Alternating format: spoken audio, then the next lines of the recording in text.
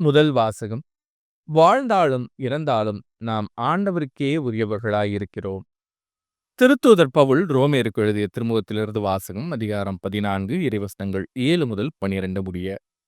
சகோதரர் சகோதரிகளே, நம்மிடையே எவரும் தமக்கென்று வாழ்வதில்லை, தமக்கென்று இறப்பதுமில்லை. வாழ்ந்தாலும் நாம் ஆண்டவருக்கென்றே வாழ்கிறோம், இறந்தாலும் ஆண்டவருக்கென்றே இறக்கிறோம். ஆகவே வாழ்ந்தாலும் இறந்தாலும் நாம் ஆண்டவருக்கே உரியவர்களாயிருக்கிறோம்.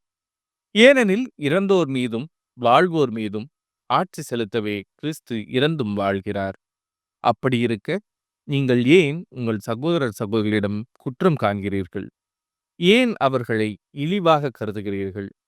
நாம் அனைவருமே கடவுளின் நடுவர் இருக்கை முன் நிறுத்தப்படுவோம் அல்லவா?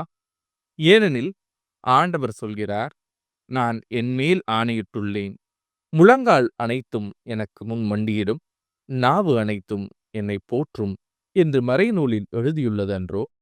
ஆகவே நம்முள் ஒவ்வொருவரும் தம்மை குறித்தே கடவுளுக்கு கணக்கு கொடுப்பர். இது ஆண்டவரின் அருள்வாக்கு. இறைவா, உமக்கு நன்றி. பதிலுரை பாடல். வாழ்வோரின் நாட்டினிலே ஆண்டவரின் நலன்களை காண்பேன். ஆண்டவரே என் ஒளி, அவரே என் மீட்பு, யாருக்கு நான் அஞ்ச வேண்டும்?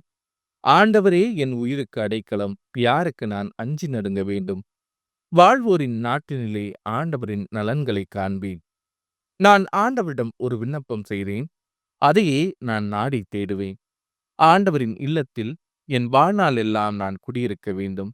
ஆண்டவரின் அழகை நான் காண வேண்டும். அவரது கோவிலில் அவரது திருவுளத்தை கண்டறிய வேண்டும். வாழ்வோரின் நாட்டினிலே ஆண்டவரின் நலன்களை காண்பேன். வாழ்வோரின் நாட்டினிலே ஆண்டவரின் நலன்களை காண்பேன் என்று நான் இன்னும் நம்புகிறேன். நெஞ்சே, ஆண்டவருக்காக காத்திரு, மன உறுதி கொள். உன் உள்ளம் வலிமை பெறட்டும், ஆண்டவருக்காக காத்திரு. வாழ்வோரின் நாட்டினிலே ஆண்டவரின் நலன்களை காண்பேன். நற்செய்திக்கு முன் வாழ்த்தொலி. அல்லேலூயா, அல்லேலூயா. பெருஞ்சுமை சுமந்து சோர்ந்திருப்பவர்களே, எல்லாரும் என்னிடம் பாருங்கள், நான் உங்களுக்கு இளைப்பாறுதல் தருவேன் என்கிறார் ஆண்டவர். அல்லேலூயா. நற்செய்தி வாசகம். மனம் மாறிய ஒரு பாவியை குறித்து கடவுளின் தூதர்களிடையே மகிழ்ச்சி உண்டாகும்.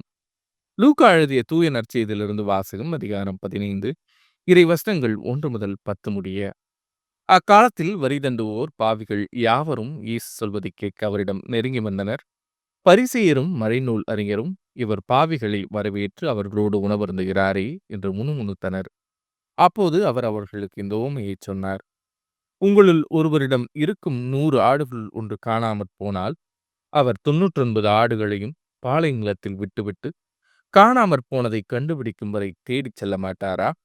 கண்டுபிடித்ததும் அவர் அதை மகிழ்ச்சியோடு தம் தோள் மேல் போட்டுக்கொள்வார். வீட்டுக்கு வந்து நண்பர்களையும் அண்டை வீட்டாரையும் அழைத்து, என்னோடு மகிழுங்கள், ஏனெனில் காணாமற் போன என் ஆட்டை கண்டுபிடித்து விட்டேன் என்பார்.